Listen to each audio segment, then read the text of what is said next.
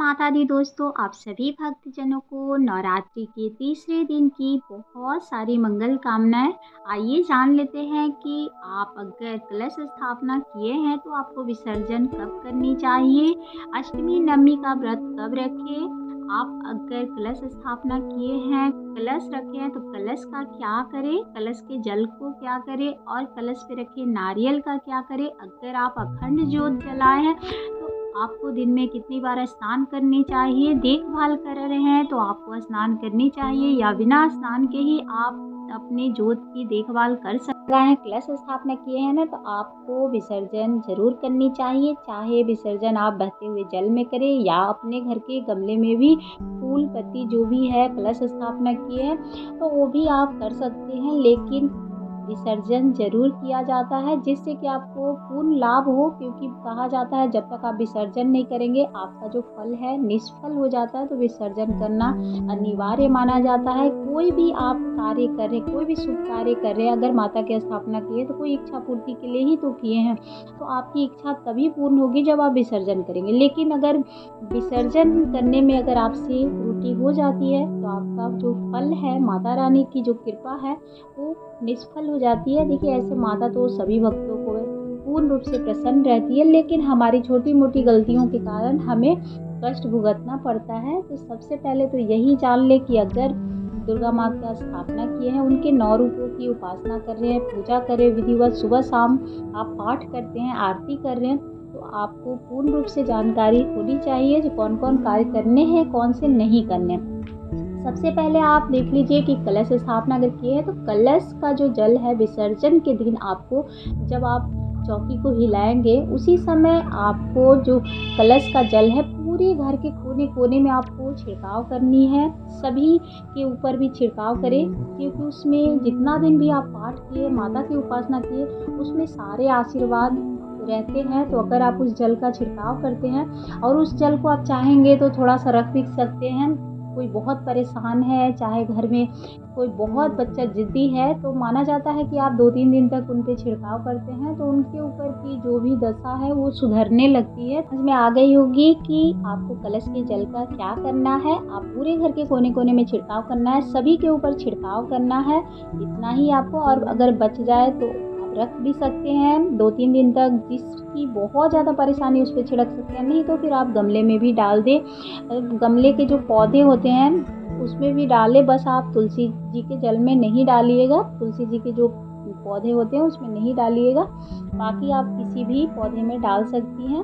तो इसी तरह से आपको जल का करना है। नारियल जो होता है विसर्जन कर सकते हैं, नहीं तो कोई धन प्राप्ति के लिए है तो आप तिजोरी में रख के बीच बीच में धूप दीप दिखा सकते हैं, मंदिर में रख सकते हैं। अगर किसी बीमारी या फिर आप कोई बहुत परेशान है तो ऐसे कार्य के लिए, आप इच्छा पूर्ति के लिए कलश स्थापना किए हैं तो पूजा घर में भी रख सकते हैं और उसकी पूजा कर सकते हैं और बाद में आप विसर्जन कर सकते हैं। जब आपकी इच्छा पूर्ण रूप से पूरी हो जाएगी तो आप कर सकते हैं। तो इस तरह से कलश का किया जाता है।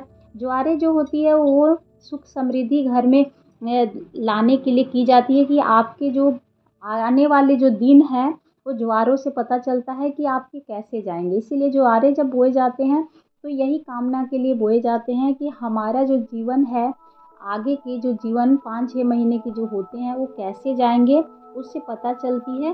तो माता को ज़रूर अर्पित करें।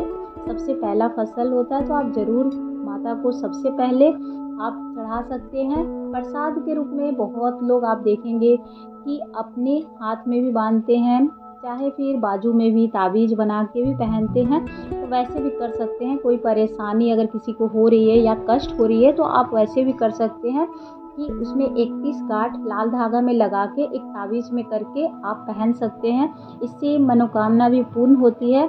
और जीवन में कोई परेशानी आ रही है, किसी को मन भटक रहा है, तो माना जाता है कि मन भटकना कम हो जाता है, प्रगति की ओर आगे बढ़ने लगती हैं। तो इसी का संकेत ज्वारे देते हैं। तो ज्वारे का आप ये कार्य कर सकते हैं। माता की आप फ़ोटो रखे हैं तो फिर आप अपने पूजा स्थान में ही रख दें। चौकी की जो भी सामग्री है, फूल पत्ती, आप नदी में विसर्जन कर सकते हैं।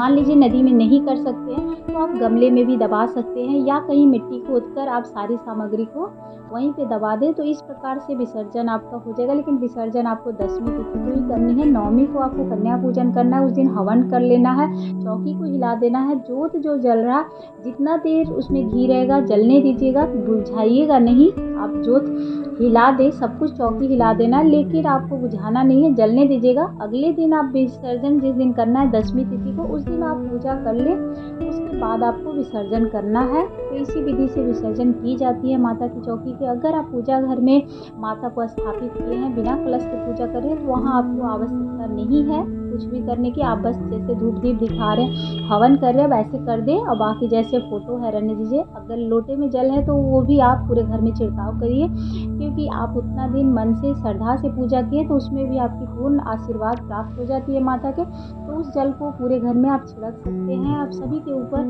छिड़काव कर सकते हैं। तो इसी तरह से विसर्जन विधि है। हाँ, अब एक चीज़ समझ लीजिए कि अगर आप जोत जलाए हैं और माताएं बहनें जिन्हें मान लीजिए मानसिक धर्म पीरियड, ये तो प्राकृतिक है, ये तो होनी है। किसी के टाइम टेबल पता होते, किसी के नहीं भी पता होते हैं। कभी कभी ऐसा भी होता है कि पूजा या पाठ में कभी किसी के जल्दी आ जाते हैं। तो अगर ऐसा कोई कारण है, अगर आपको टाइम नहीं पता है, तो आप इतना ध्यान रख सकते हैं घर में अगर कोई है तो उससे पूजा करवा सकते हैं। जोत अगर जलाए हैं तो देखभाल घर में अपने मतलब घर के कोई भी सदस्य जो हैं, बच्चे हैं, चाहे फिर हस्बैंड है, चाहे आपकी बहन है, घर में जो भी माताएं बहनें हैं उनसे करा सकते हैं। अगर मान लीजिए कोई नहीं है तो आसपास से भी करा सकते हैं, जो आसपास रहते हैं सुबह शाम देख सकते हैं। और अगर आपको मान लीजिए पता है जो हम माता की उपासना हमको करना अनिवार्य है, क्योंकि देखिए अगर आप चौकी लगाते हैं, हर साल लगाते हैं तो पूजा करनी चाहिए। तो अगर आपको पहले से पता है कि हमको मेरे साथ ऐसा होने वाला है तो आपको जोत कैसे जलानी है। तो देखिए जोत आपको तब पहले से ही निर्धारित रखिएगा। अगर आप वो बत्ती वाला जो पीतल की आती है जोत, अगर वो जलाते हैं ना तो उसमें क्या होती है कि उसको बाती उठाना पड़ता है, एक अलग जोत जलानी पड़ती है। घर में अगर कोई देखभाल के लिए नहीं है तो उसमें थोड़ी सी सावधानी रखनी पड़ती है, कहीं बुझ ना जाए।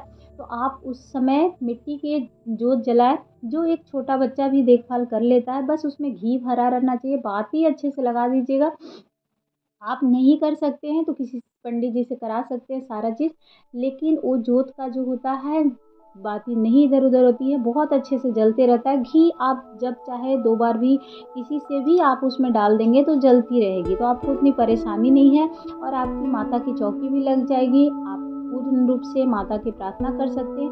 तो जब भी अगर ऐसा समय हो तो मिट्टी की जोत ही जलानी चाहिए, बहुत शुभ भी होती है और माना जाता है कि बहुत अच्छे से जलती है, उसमें बहुत सावधानियाँ नहीं होती है। तो आप आराम से जोत जला सकते हैं। बड़ा सा दिया ले लें और घी अच्छे से भर दें, पूरे दिन जलते रहेगी। तो इस प्रकार भी कर सकते हैं। बस घर में आप इतना देख लीजिएगा कि अगर पंखा चल रहा है चाहे हवा आ रही है तब थोड़ी सी देखभाल उसमें करनी पड़ेगी, आप ढक के रख सकते हैं। और नहीं तो अगर आपके ऐसा कोई पूजा रूम है जहाँ पंखा नहीं चलती है, वहाँ कोई दिक्कत नहीं है, नहीं बुझेगी। तो इस प्रकार से भी कर सकते हैं जोत की देखभाल। अब एक बात और समझ लीजिए कि अगर आप मान लीजिए जोत जलाए हैं और बहुत लोग सात्विक भोजन भी करते हैं, बहुत लोग फलाहार करते हैं, चाहे फलाहार कीजिए या सात्विक भोजन खाते तो हैं, शरीर तो जूठा होता है। तो क्या हमें हाथ मुँह धोकर जोत की देखभाल करनी चाहिए या फिर हमें बार बार स्नान करके ही जोत की देखभाल करनी चाहिए? तो ये भी मन में सभी का डाउट होता है। तो इसकी भी जानकारी आपको इस वीडियो में मिलेगी। अगर वीडियो थोड़ी सी भी पसंद आती है तो लाइक एंड सब्सक्राइब ज़रूर करें, आप लोगों की सपोर्ट की बहुत ज़रूरत है। अगर वीडियो थोड़ी भी पसंद आती है तो लाइक ज़रूर कीजिएगा। अगर आप नवरात्रि का व्रत किए हैं तो कमेंट बॉक्स में जय माता दी ज़रूर लिखिएगा। तो आइए जान लेते हैं कि आप जोत की देखभाल कैसे करें। तो देखिए जोत की जो देखभाल होती है, अगर आप मान लीजिए सेंधा नमक खा रहे हैं तो माना जाता है जोत जो है पवित्र है, माता की चौकी लगाएं तो थोड़ी सी सावधानियां बरत सकते हैं। आप अगर खाए हैं तो आपको पूर्ण रूप से थोड़ी सी शुद्धि कर लीजिएगा, क्योंकि वॉशरूम अगर यूज किए हैं तब तो आपको कपड़े चेंज करके ही करने चाहिए। और अगर मान लीजिए आप नमक नहीं खाएं, सिर्फ फलाहार किए हैं, तो हाथ मुंह धोकर आपको 3 बार पानी का छिड़काव करना है, कुल्ला कर लेना अच्छे से। उसके बाद आप दुपट्टा चुन्नी या फिर आप साड़ी पहने हैं तो सर पे पल्ला रख के ही आप जोत सही करनी चाहिए, जिससे माता रानी की आशीर्वाद पूर्ण रूप से प्राप्त हो जाती है। तो इसी विधि से जोत की देखभाल करनी चाहिए। अब अगर आप मान लीजिए वॉशरूम चले गए थे तो कपड़े चेंज कर ले, यानी शाम को ऐसे सुबह शाम तो स्नान करना अनिवार्य है। और कोई दिक्कत ऐसी है तो आप स्नान कर सकते हैं, अभी कोई ठंडी का दिन नहीं है जो दिक्कत होगी। तो इसी तरह से जोत सही की जाती है। कुछ अगर खाते हैं तो जोत को छूने से पहले कपड़े चेंज करें, या फिर आप सात्विक भोजन नहीं किए हैं, फलाहार किए तो हाथ मुँह धोकर पानी का छिड़काव करके जोत को सही कर सकते हैं। तो इस तरह से माता की आप चौकी लगाए हैं तो माता की उपासना इसी विधि से करनी चाहिए। अष्टमी नवमी जो है 5 को अष्टमी है, 5 अप्रैल और 6 अप्रैल को नवमी है। तो इस तरह से आप अष्टमी नवमी करना चाहते हैं, जिस दिन भी आप कन्या पूजन करना चाहते हैं कर सकते हैं। अपने घर की विधि देख लीजिएगा, क्योंकि सभी के घरों में अलग अलग विधि होता है। तो किसी के कहने का ना सुने। आपको अगर जानकारी मेरी अच्छी लगती है तो ही आप फॉलो करें, नहीं तो अपने घर के नियम धर्म को जानकर ही करें, क्योंकि इसमें कोई भी बंधन नहीं है जो आप किसी के कहने पे चले। जैसे आपके घर में हो रहा है वही मार्ग अपनाना चाहिए। अपने घर की देवी देवता के जो नियम होते हैं उसी को लेके हमें चलना चाहिए। माता रानी की आप उपासना कर रहे हैं तो विधिवत कर सकते हैं, क्योंकि नियम सब एक ही होते हैं। माता रानी सभी भक्तों पे पूर्ण रूप से प्रसन्न होती है। तो माता की विदाई भी आप अच्छे से करें, क्योंकि कोई भी इच्छा पूर्ति के लिए किए हैं तो माता के विसर्जन अवश्य करनी चाहिए। अगर मान लीजिए वीडियो में कोई भी त्रुटि हो या मेरी कोई जानकारी में लग रही होगी जी नहीं ये सही नहीं है, तो कमेंट कर सकते हैं। मैंने वही जानकारी दी है जो मुझे है, और मैं खुद भी यही फॉलो करती हूँ। मैंने आपके साथ वही शेयर किया है, क्योंकि हर साल जो करती हूँ वही मैंने शेयर किया है, और जानकारी लेकर ही मैं पूजा करती हूँ शुरू से ही, क्योंकि अपने पंडित जी के द्वारा ही संपूर्ण जानकारी के अनुसार ही मैं दुर्गा सप्तशती का पाठ करती हूँ। तो आपको भी वही जानकारी मैंने दिया है जो मुझे है। अगर फिर भी आपको कोई त्रुटि लगे तो कमेंट कर सकते हैं। अगर मेरी वीडियो पसंद आती हो तो लाइक ज़रूर करें। जय माता दी कमेंट बॉक्स में ज़रूर लिखिएगा। आप सभी के जीवन में माता रानी की कृपा बनी रहे, और माता रानी जाने से पहले आप सभी भक्तों का मन में जो भी इच्छा हो उसे पूर्ण करें। जय माता दी।